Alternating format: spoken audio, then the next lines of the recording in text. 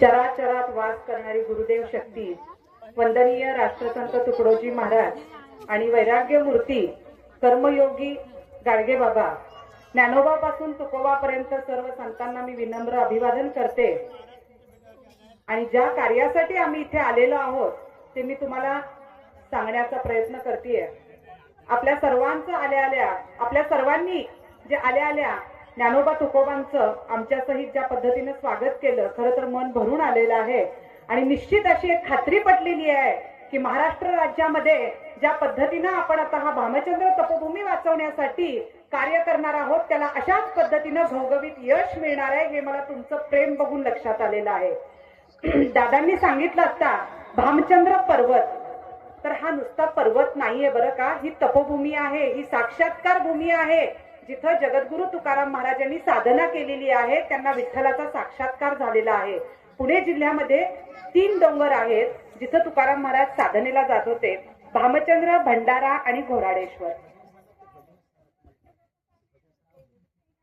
ज्या डोंगरावर त्यांना साक्षात्कार झाला त्याचा गाथेमध्ये उल्लेख सुद्धा आहे। 15 दिवसा माझी साक्षात्कार झाला, विठोबा भेटला निराकार, भामगिरी पाठारी म्हणजेच हा भामचंद्र डोंगर। भामगिरी पाठारी वस्ती केली जाण, वृत्ती स्थिरावली परब्रह्मी, निर्वाण जाणुनी आसन घातले, ध्यान आरंभिले देवाजीचे, सर्प विंचू व्याघ्र अंगासी झोंबले, पिडूजे लागले सकळीक, दीपकी कर्पूर जैसा तो विराला, तैसा देह झाला तुका म्हणे। तर पहा, हा गाथेमध्ये अभंग आहे।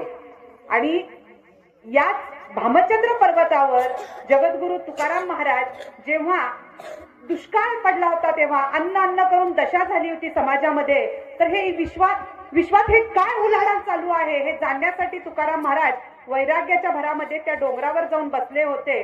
आणि तिथं त्यांनी ठरवलं होतं प्राण गेला तरी चालेल पण तो विश्व निर्माता जो आहे त्याला मला पाहिलं पाहिजे, म्हणून ते ठाण मांडून तिथं बसले। आणि 15 दिवसात तुकाराम महाराजांना आपला साक्षात्कार झाला। असा तो साक्षात्कार भूमी तपोभूमी भामचंद्र पर्वत, आणि तो आज विध्वंसच्या दिशेने चालू आहे।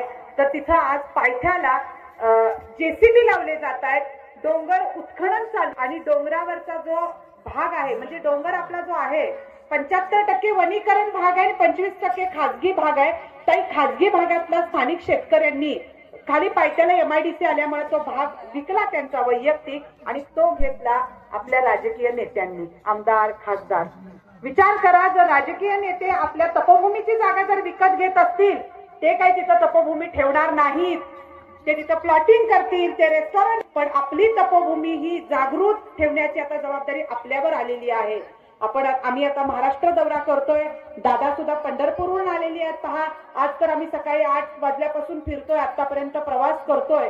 त्याचं कारण आपली तपोभूमी आपण जर नाही वाचवली, ही लहान मुलं विचारतील भामचंद्र डोंगर कुठं होता। जर पूर्ण तो नेस्तनाबूत झाल्यानंतर काय दाखवणार आहे आपण? डोंगर परत आपण निर्माण करू शकत नाहीये। त्यामुळे एकदा का डोंगर पडला तर आपण तिथं पुन्हा सरकारच्या विरोधात लढा जरी देतो म्हटलं तरी आपला हा वेळ, आपला हा परिश्रम सगळा व्यर्थ जाणार आहे। म्हणून आता वेळ आहे, मधुसूदन महाराज तपोमूर्ती आहेत, वैराग्य मूर्ती आहेत, आणि ते हा लढा देत आहेत। 2007 सालापासून वेळोवेळी त्यांनी सरकारला निवेदनं दिलेली आहेत, आंदोलनं केलेली आहेत, पण सरकारला याची काहीही गंभीरता नाही। त्यामुळे आपली तपोभूमी जर वाचवायची असेल तर मधुसूदन महाराजांनी 10 मार्च हा आझाद मैदानाची तारीख घेतलेली आहे। आपल्याला आझाद मैदानावर जायचं आहे, पण तत्पूर्वी दादा बोलले तसं 5 मार्चला देहू मध्ये तुकाराम बीज आहे। येता का कुणी तुम्ही देहू मध्ये? आळंदी पाहिलीये का कुणी? आळंदीची नदी बघितलीये का? आळंदीला आला नाही? आमच्या महिला नाही म्हणतायत। आळंदीची नदी कशी आहे? पाय तरी ठेवतो का आपण तिथे? इतकी नदी प्रदूषित झालेली आहे पहा। आणि याला कारण सुद्धा राज्यकर्ते आहेत आपले। आज ती नदी इतकी पवित्र आहे, तिथं प्रत्येक संतांनी स्नान केलेलं आहे, प्रत्येक संतांचे तिथं चरण लागलेले आहेत। म्हणून आपण श्रद्धेनं जातो आणि त्या तीर्थामध्ये आपल्याला वाटतं आपण स्नान करावं, आपण बाटलीतनं ते तीर्थ घरी घेऊन जातो, पण आज त्या नदीमध्ये अक्षरशः किडे आहेत, आळ्या आहेत, आणि पाणी इतकं अपवित्र झालेलं आहे ते की पाहवत नाहीये त्या नदीकडे आपल्याला। त्यामुळे आपण आता सरकारच्या पुढं आपण विचारायचं, आमची नदी आम्हाला स्वच्छ द्या. कारण सरकारनं काय केलेलं आहे, त्यांच्या स्वतःच्या स्वार्थापोटी तिथं पायथ्याची जी औद्योगिकरण उभा केलेलं आहे त्याचं सर्व केमिकल पाणी जे आहे ते इंद्रायणीमध्ये सोडलेलं आहे. आपल्याला वाटतं आपण कुणाला विचारायचं, प्रत्येक जण हा विचार करतो, आपण कुणाला विचारायचं किंवा माझं कोण ऐकणार. म्हणून आपल्याला ज्या पद्धतीनं पहा, तुम्ही आता सर्वजण गावचे एकत्र आलेले आहात, त्यामुळे या कार्याला एक आनंद प्राप्त झालेला आहे. असे आपण एकीचं बळ म्हणतो ना, आपण कुठल्याही कार्याला आणि महान कार्याला एकल्याचा नोहे खेळ म्हणून मेळ मेळविला, आणि तो मेळ आपल्याला मिळवायचा आहे. आणि महाराष्ट्र ही आपल्याला माहितीये संतांची भूमी आहे. वंदनीय राष्ट्रसंत तुकडोजी महाराजांनी जेव्हा महाराष्ट्रामध्ये भारतामध्ये जेव्हा पहिली क्रांती झाली होती स्वतंत्र होण्याची, तर चिमूर हे गाव चंद्रपूर जिल्ह्यात आहे. चिमूरमध्ये पहिली क्रांती केली, त्यामुळे चंद्रपूर जिल्ह्याचा इतिहास आहे. आणि मला वाटते तीच एक खूप मोठी आशा आहे. चंद्रपूर जिल्ह्यामधनं मोठ्या संख्येने या कार्याला आपल्याला उपस्थित राहायचंय. तुम्हाला सुद्धा आनंद वाटेल. पहा, सगळ्यांना ही एक साधना आहे आपली, तपोभूमी वाचवायची आहे. आपण पहा, आपण कुठेही ट्रिपला जातो, 8 दिवस कुठेतरी वृंदावनला जातो, उत्तर भारत फिरतो, दक्षिण भारत फिरतो, 15-15 दिवस सवड काढतो आपल्याला पाहायचं आहे म्हणून. पण आता संतभूमी वाचवायची म्हणून तुम्ही वेळ काढा.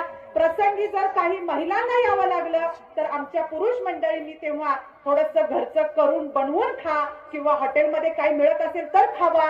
पण महिला जात असतील तर अडवू नका, कारण मी पण एक महिला तुम्हाला दिसतीये. आज घरदार सोडून आम्ही 1.5 महिना झालं प्रचार प्रसार करतोय, कारण तपोभूमी वाचावी म्हणून.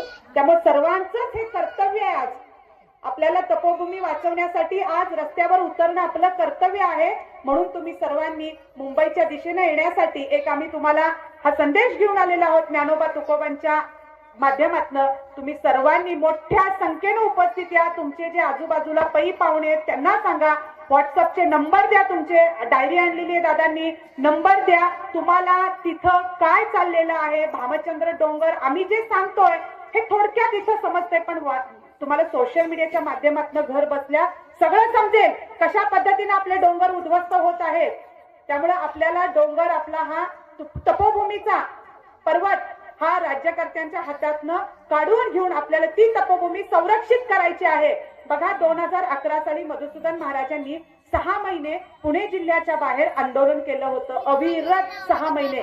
तेव्हा सरकारनं कुठे त्याची दखल घेतली आणि तो जो पर्वत आहे तो अधिसूचना काढली आहे, पण ती अधिसूचना अंमलात आणत नाहीये. म्हणून ती अंमलात आणण्यासाठी आपल्याला सर्व बहुसंख्यांना मधुसूदन महाराजांना साथ द्यायची आहे. आणि या कार्यामध्ये मोठ्या संख्येनं ज्या पद्धतीनं आज तुम्ही या उत्सवाला आलेला आहात, तो उत्सवच आहे. कारण आपण दिंडी ठेवलेली आहे तिथं. देहू पासून मुंबईच्या दिशेला आपण जाणार आहोत, तर दिंडीच्या माध्यमातून जाणार आहोत. कारण सरकारला आपल्याला ज्ञानोबा तुकोबांचा गजर करून त्यांचं डोकं ठिकाणावर आणायचंय आज आपल्याला. त्यामुळे